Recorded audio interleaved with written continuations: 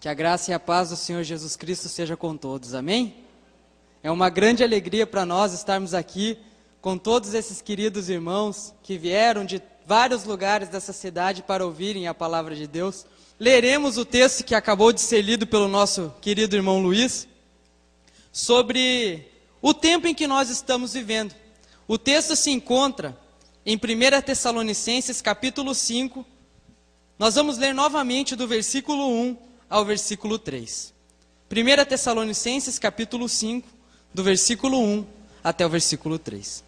Assim diz o texto: Irmãos, relativamente aos tempos e às épocas, não há necessidade que eu vos escreva, pois vós mesmos estáis inteirados com precisão de que o dia do Senhor vem qual ladrão de noite.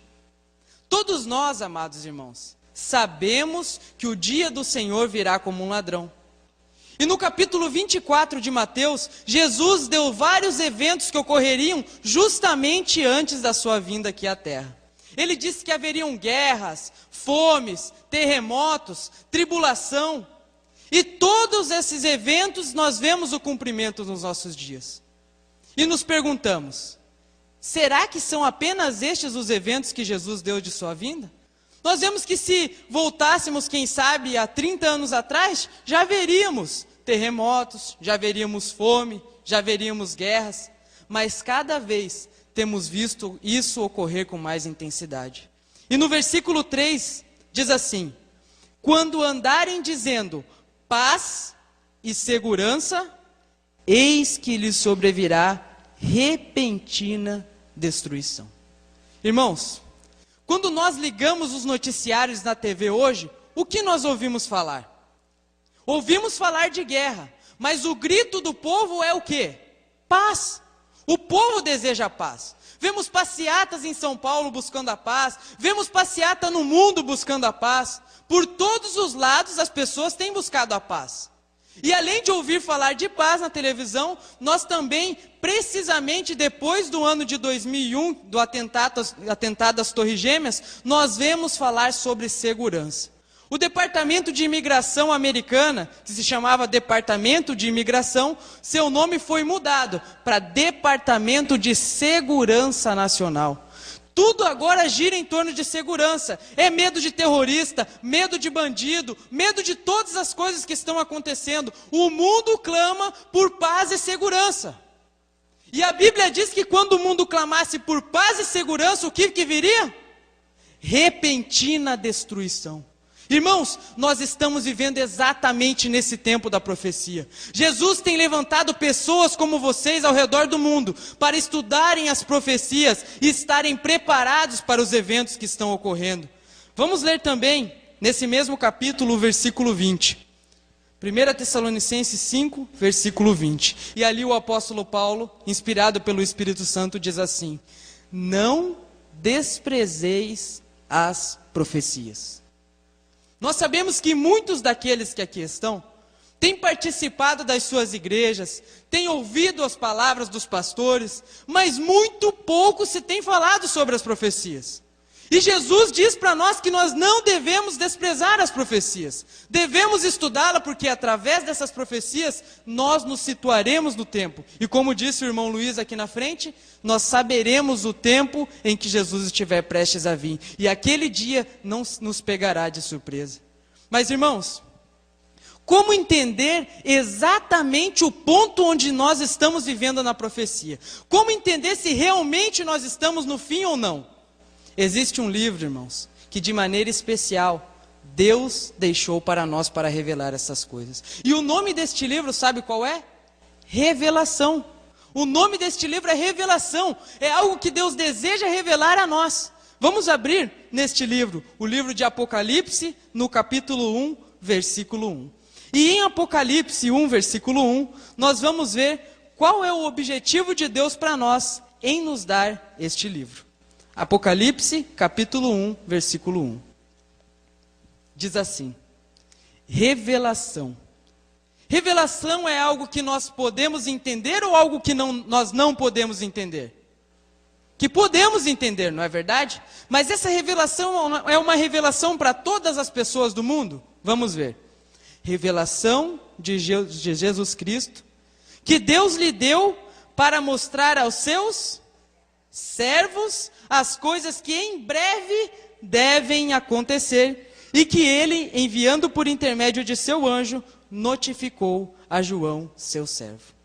O Apocalipse é a revelação das coisas que em breve devem acontecer. Mas é uma revelação para o mundo ou só para os servos? Somente para os servos, irmãos. E através desse livro, nós que estamos aqui, que somos servos de Deus, receberemos a revelação das coisas que muito em breve devem acontecer. Nós devemos estudar as profecias porque elas nos vão situar no tempo em que nós estamos vivendo.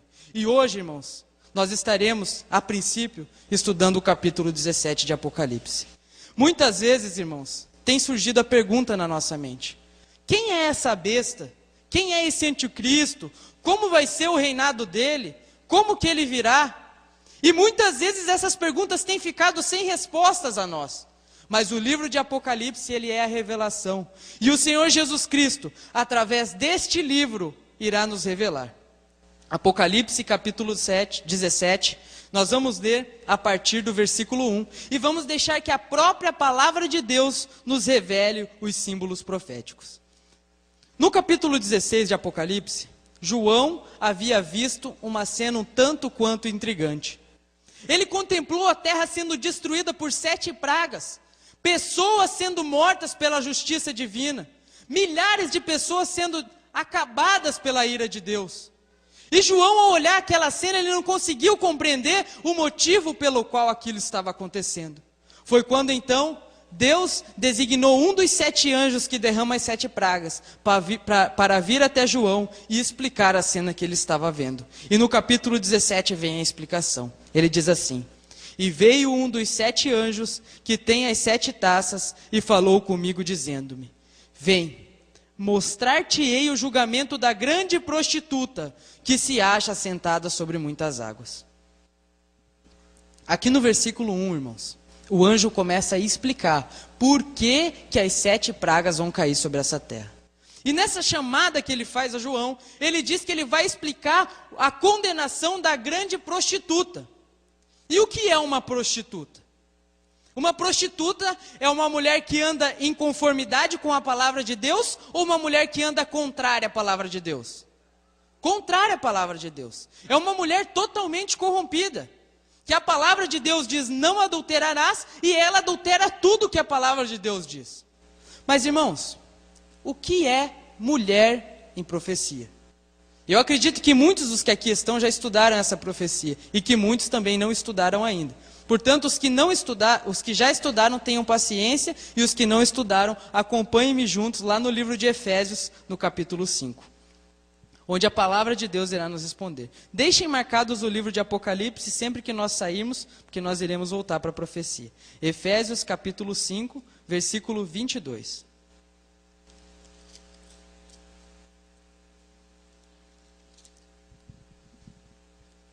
Diz assim, vamos ler a partir do 22. As mulheres sejam submissas a seu próprio marido, como ao Senhor. Porque o marido é o cabeça da mulher, como Cristo é o cabeça da igreja, sendo este o salvador do corpo. Como, porém, a igreja está sujeita a Cristo, assim também as mulheres sejam em tudo submissas ao seu marido. Segundo o que nós acabamos de ler, irmãos, o apóstolo Paulo, ele compara a mulher com o quê? Com a igreja. E outro detalhe, irmãos, Jesus é comparado com o marido. Jesus, no livro de Apocalipse, no capítulo 19, diz que ele vem buscar a sua noiva. Ele vem buscar uma mulher? Quem que ele vem buscar?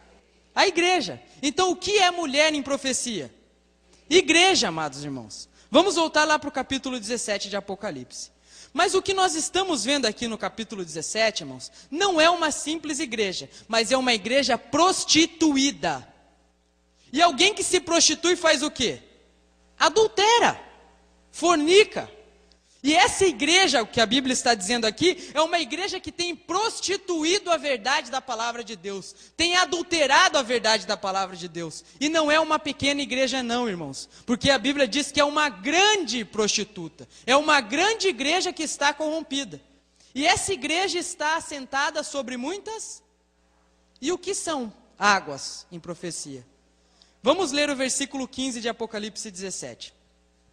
E falou-me ainda: as águas que viste onde se assenta a prostituta são povos, multidões, nações e línguas. Vamos repetir todos juntos para que a gente grave bem. Povos, multidões, nações e línguas. O que são então águas? Povos, multidões, nações e línguas. Essa igreja grande e corrompida, irmãos, não é uma igreja que tem influência só no Brasil. Nem uma igreja que tem só influência na América do Sul, mas uma igreja que tem influência sobre muitos povos, multidões, nações e línguas ao redor do mundo. E no versículo 2 de Apocalipse 17 diz que com ela se prostituíram os reis da terra, e com o vinho da sua devassidão foi que se embebedaram os habitantes da terra. Irmãos, essa igreja, principalmente o líder dessa igreja, tem tido prostituições com os reis da terra. Como que um homem se prostitui com uma mulher? Não é através de relações? Como que uma mulher, uma igreja, se prostitui com um governo?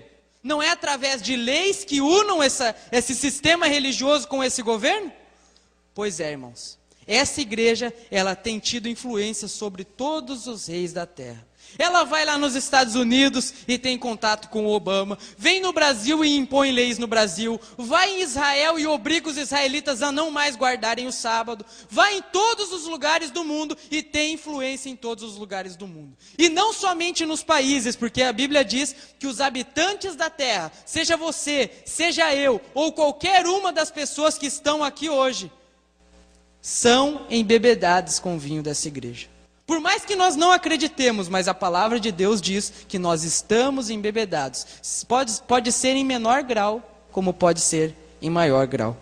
E no versículo 3, João é levado em espírito para um deserto. E ele vê essa igreja montada sobre uma besta escarlate, repleta de nomes de blasfêmias, com 7 cabeças e 10 chifres. Como os irmãos podem ver ali na cena, esse animal que João viu, não é um animal comum da fauna.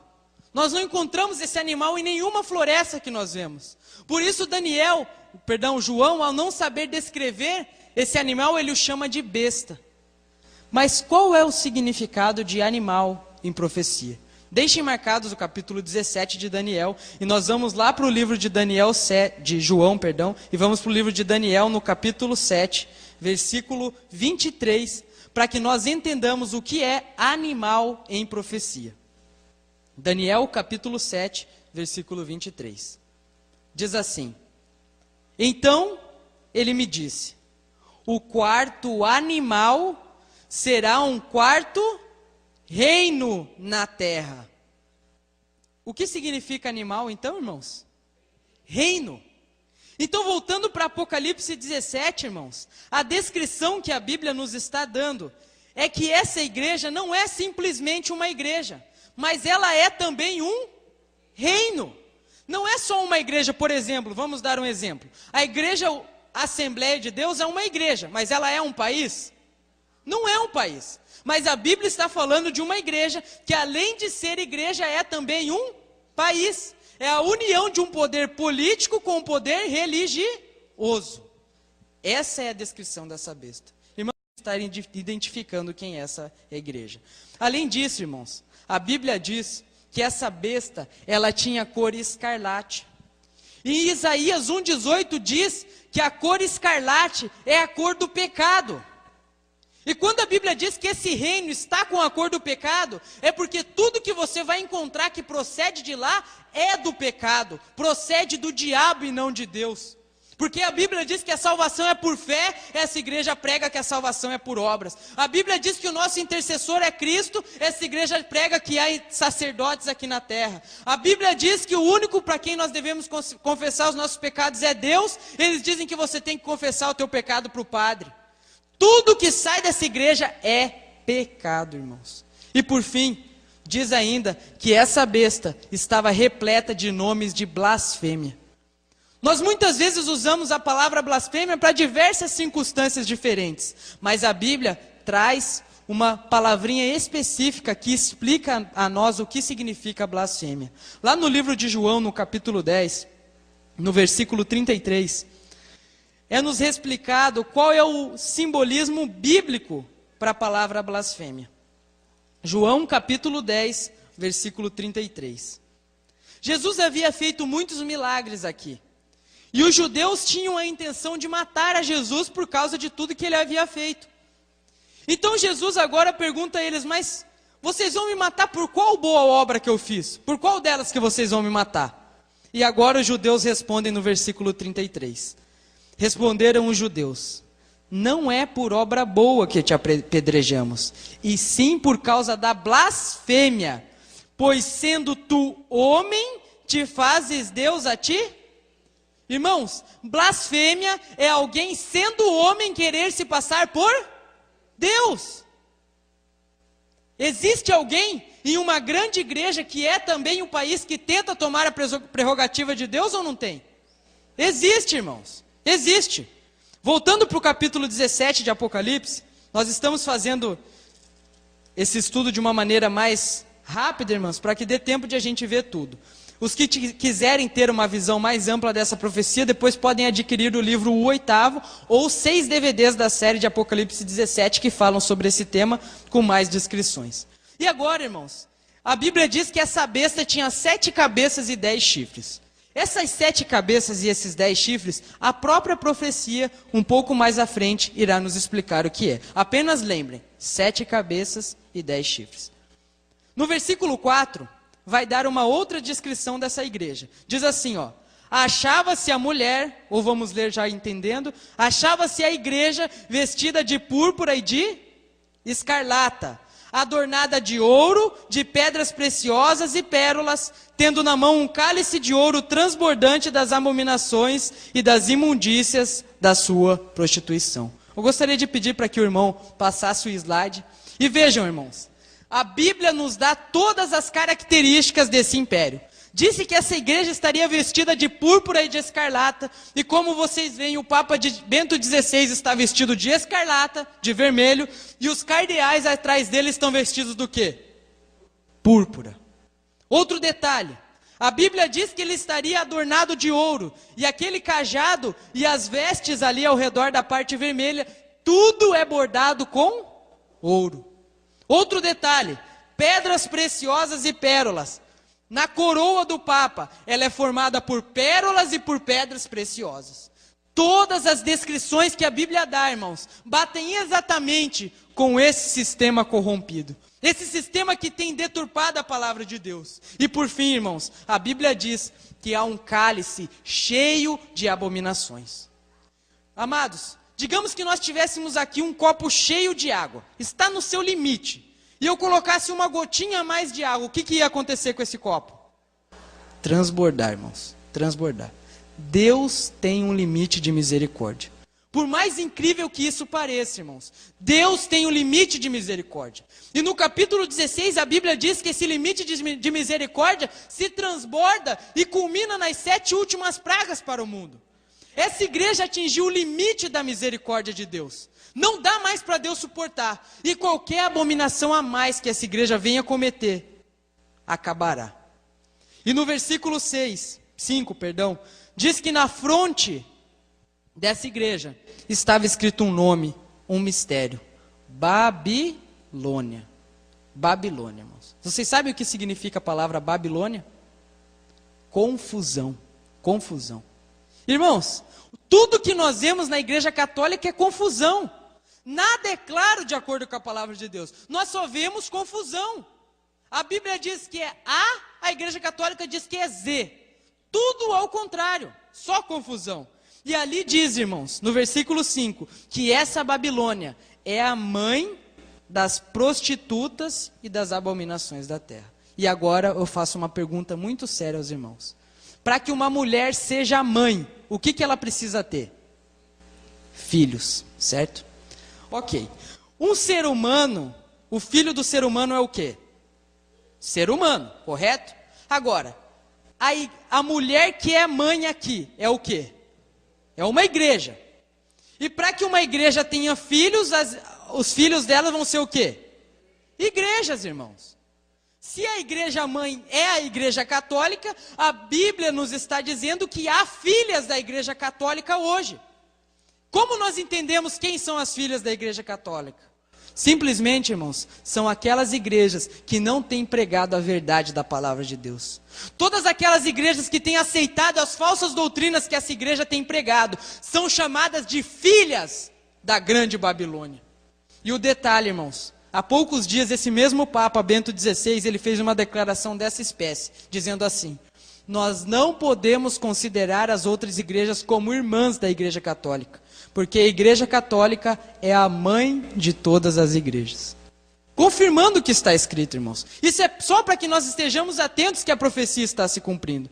E agora, irmãos, o versículo 6 é o versículo chave para que nós não tenhamos dúvida de quem está falando. Diz assim: então vi a mulher embriagada do sangue dos santos e do sangue das testemunhas de Jesus, e quando a vi, admirei-me com grande espanto. Irmãos, para que alguém fique embriagado, precisa beber pouco ou muito? Muito, irmãos. E a Bíblia diz que essa igreja bebeu muito sangue de santo. Irmãos, 100 milhões de pessoas, é bastante sangue ou não? Pois é, irmãos. Foi esse o número das pessoas que foram mortas pela Inquisição feita pela igreja católica. 100 milhões, irmãos. E quando João viu essa cena, ele ficou admirado. E no versículo 7, o anjo diz assim para João: por que te admiraste?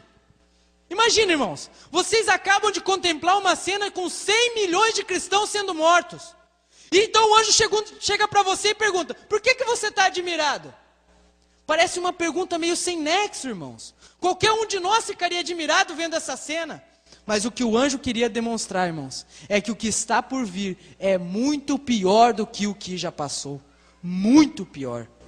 E ele diz assim, ó: eu te direi o mistério da mulher e da besta que a traz, a qual tem 7 cabeças e 10 chifres. A partir de agora o anjo iniciará a explicação dessa profecia. Ele diz assim no versículo 8: a besta que viste foi e já não é, está para emergir do abismo e caminha para a destruição, e aqueles que habitam sobre a terra, cujos nomes não foram escritos no livro desde a fundação do mundo, se admirarão vendo a besta que era e não é, mas aparecerá.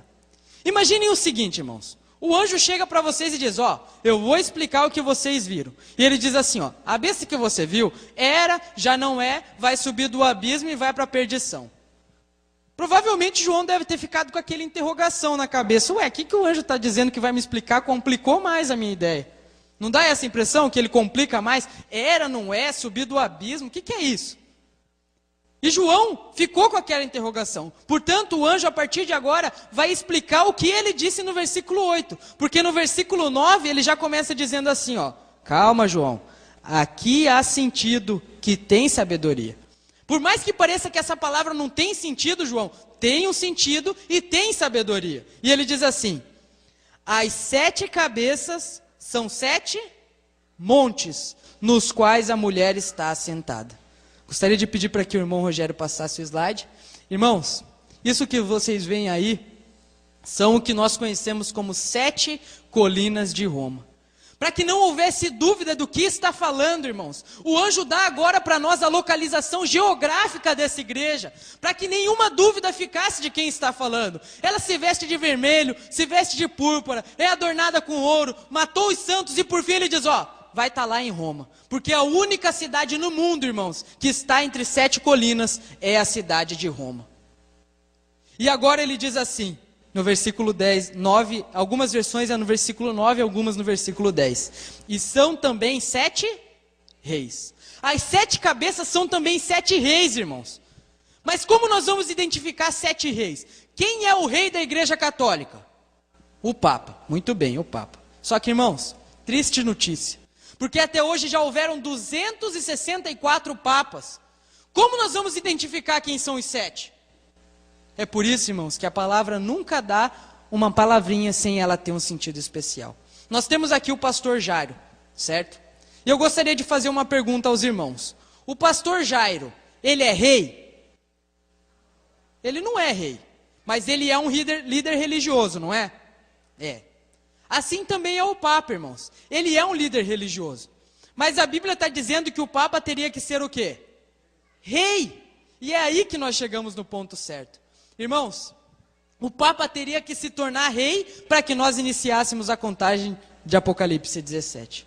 No ano de 1929, irmãos, pelo chamado Tratado de Latrão, Benito Mussolini, que era um ditador italiano, deu um pedaço de terra de Roma para o Papa, o chamado Vaticano, e a partir daquele ano, o Vaticano passou a ser o menor estado do mundo, o menor país do mundo. E a partir do ano de 1929, o Papa se tornou o quê? Rei. E se nós contarmos os papas a partir de 1929, nós poderemos identificar o tempo em que nós estamos na profecia. Vamos lá, então, iniciar a contagem. Irmão Rogério, pode passar ali para o próximo. Ali no versículo 10 diz assim: desses 7 reis, 5 caíram. Vamos analisar todos juntos. O Papa que recebeu o poder foi o Papa Pio XI. O Papa Pio XI morreu, veio o Papa Pio XII. O Papa Pio XII morreu, veio o Papa João XXIII. O Papa João XXIII morreu, veio o Papa Paulo VI. O Papa Paulo VI morreu, veio o Papa João Paulo I. E a Bíblia diz que esses 5 caíram ou morreram, certo? No tempo da profecia, esses 5 papas já haviam morrido. Mas quando João contemplava a profecia, ele disse que um existia. Quem que era esse que existia? João Paulo II. Quando João contemplou a visão, quem ele viu no poder? João Paulo II. E depois de João Paulo II, ele disse que ainda viria outro, que é o que nós temos hoje no poder, Bento XVI.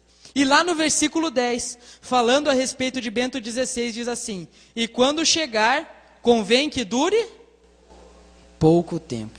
E agora eu vou dizer algo aos irmãos.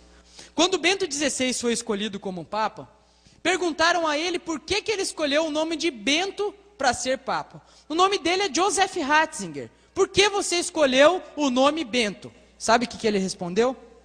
Porque todos os Bentos duraram pouco e eu sei que o meu reinado será curto. Irmãos, eles sabem de tudo. Eles sabem dos enganos que o diabo tem. E por isso Bento XVI diz que ele vai durar pouco, confirmando o que a profecia está dizendo. Ele vai durar pouco. E agora, irmãos, estamos vivendo exatamente no tempo do 7º rei. O 7º rei dura pouco. E vejam só, quem que é que vem depois desse 7º rei? Versículo 11. E a besta que era, vamos traduzir, a besta que era papa e já não é mais papa, também é ele o 8º. E procede dos 7 e caminha para a destruição.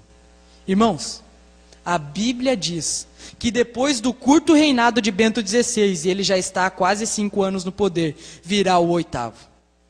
E esse 8º virá e já virá direto para a destruição, irmãos. Esse 8º, a Bíblia chama ele de besta. Mas quem é esse 8º? Que a Bíblia diz que procede dos 7, mas como procede dos 7? Dos 7 que nós vemos ali, 6 já morreram. Só um que está vivo, que é o Bento XVI. Como que a Bíblia diz que o 8º procede dos 7? Vamos entender isso que a Bíblia está dizendo, irmãos. Vamos agora voltar para o versículo 8. E ver que no versículo 8, João usa as mesmas palavras do versículo 11. Veja só. A besta que viste era e não é, e está para emergir. A besta que viste era e não é, e está para emergir de onde? Do abismo. Esse 8º, irmãos, a Bíblia diz que ele subirá do abismo. Mas o que é abismo, irmãos, na palavra de Deus? Deixem marcado Apocalipse 17, vamos para Romanos capítulo 10. Romanos capítulo 10, versículo 7. E aqui a Bíblia vai nos responder o que é abismo. Diz assim: ou, quem descerá ao abismo? Isto é, tornar a trazer dos mortos a Cristo? Irmãos, o que é abismo? É trazer dos mortos, irmãos. A Bíblia diz que o oitavo, ele virá dos mortos. Mas, irmãos, Satanás tem poder para ressuscitar alguém dos mortos? Ele não tem poder para ressuscitar alguém dos mortos. Mas ele tem um poder, irmãos. E esse poder ele usa contra Deus, que é o poder do engano, o poder da mentira. A Bíblia diz que Lúcifer consegue se transfigurar até mesmo em anjo de luz. E o próprio Lúcifer irá falsificar uma ressurreição de um desses papas, para que o povo o aceite como seu representante. Agora o detalhe, irmãos, e é a dúvida que chega. Quem é esse que virá dos mortos? Para isso, irmãos, eu convido os irmãos para abrirmos lá no capítulo 13 de Apocalipse. Nós não vamos entrar muito a fundo nesse tema, porque o pastor Jairo vai falar sobre ele. Mas apenas para que nós identifiquemos quem é esse Papa que virá dos mortos dentro em breve. Vamos abrir em Apocalipse 13 e ler o versículo 17 e o versículo 18. E lá diz assim: para que ninguém possa comprar ou vender, senão aquele que tem a marca da besta, ou o nome da besta, ou o número do seu nome. Irmãos, a Bíblia está dizendo que no nome da besta, que é o oitavo, tem um número. O número do nome da besta. Mas que número é esse que está no nome da besta? Vamos ler o versículo 18. Aqui há sabedoria. Aquele que tem entendimento, calcule o número da besta, pois é número de mulher? De quantos homens que está falando? Um, irmãos. Está falando de homem, não está falando de homens. Nem de mulher, nem de www, nem de chip, nem de nada. Está falando que é número de homem. E qual que é o número, irmãos? 666. E aonde nós encontraremos esse número? No nome do Papa. Irmãos, nós fizemos a contagem com o nome de todos esses 7 papas que ali estão.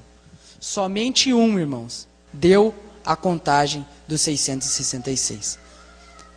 É esse que vocês veem aí. Esse Papa foi o Papa mais aclamado de toda a história dessa terra.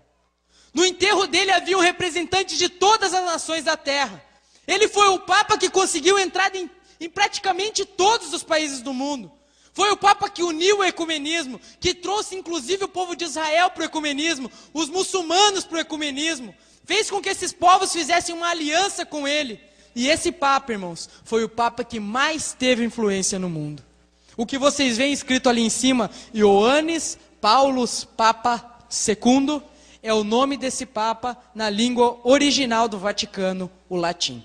Agora o detalhe, irmãos. Em latim não existe a letra U. E no lugar do U, eles usam a letra V. E também em Roma, os números, as letras equivalem também ao quê? A números. Portanto, nós podemos somar o nome de alguém. E eu gostaria de que todo mundo junto agora pudesse contemplar e nós vamos fazer a contagem. Quanto que vale a letra I? O O? Nada. O A nada, o N nada, o N nada, o E nada e o S nada. Total da palavra Ioannis deu 1. Palavra Paulus. O P nada, o A nada, o V vale quanto? O L, o V e o S nada. Total 60. A palavra Papa não vale nada. E a palavra secundo, o C vale quanto? O V, o N, o D, somando o total 605. 605 mais 60 da palavra Paulus dá quanto? 665. Mais 1 da palavra Ioannis dá quanto? 666. Irmãos, este é a besta que subirá do abismo. Com todo o poder e sinais e prodígios de mentira, como diz em 2 Tessalonicenses capítulo 2. E até nós vamos dar isso como tarefa de casa. Leiam 2 Tessalonicenses 2, do versículo 3 até o versículo 11. Que vai dizer tudo, como será a vinda do anticristo. Irmãos, se prepare. Nós estamos no tempo do 7º rei. Em breve virá o 8º rei. E o 8º é a besta. E lá em Apocalipse 17, no versículo 13, diz que quando for dada autoridade para esse Papa, a primeira coisa que ele vai fazer é perseguir e matar aqueles que são o povo de Deus. E se nós não estivermos preparados, irmãos, se nós formos como Pedro dizendo ao Senhor, Senhor, jamais te negarei, negaremos Cristo por 3 vezes. Irmãos, nossa segurança não está em confiar no eu. Nossa segurança não está em confiar no que nós acreditamos. Nossa segurança está em confiar em Deus e no que está escrito. Não importa se eu frequento tal igreja, se eu vou em tal lugar, o que importa é a verdade da palavra de Deus. E se na minha igreja não tem sido pregada a palavra de Deus, eu devo buscar a verdade da palavra de Deus. E devo viver essa verdade dessa palavra de Deus. Nós temos inclusive um livro aí que depois os irmãos poderão procurar, que ele diz assim, liberdade religiosa. E o subtítulo diz assim, sou escravo de uma igreja ou livre para servir a Cristo? Você que está aí, é escravo do teu pastor? É escravo da tua igreja? Ou você é livre para servir a Cristo? Irmãos, se preparem. Agora, hoje é o tempo do nosso preparo. E que Deus venha ajudar para que cada um daqueles que aqui estão recebam a palavra da verdade e possam colocá-la em prática. Porque naquele grande dia, irmãos, ninguém vai ser salvo pela fé do pastor Jairo, ninguém vai ser salvo pela fé de nenhum outro aqui. Cada um dará contas de si mesmo a Deus. Que Deus abençoe a vida de cada um de vocês. Nós estaremos agora dando a continuidade nessa série. Irmãos, o tema tratado hoje será especificamente sobre o reinado da besta. Portanto, irmãos, estejam atentos para que não percam nada e qualquer dúvida que os irmãos tiverem, no final, nós daremos a oportunidade para que os irmãos escrevam e as perguntas serão respondidas. Amém? Que Deus abençoe a todos.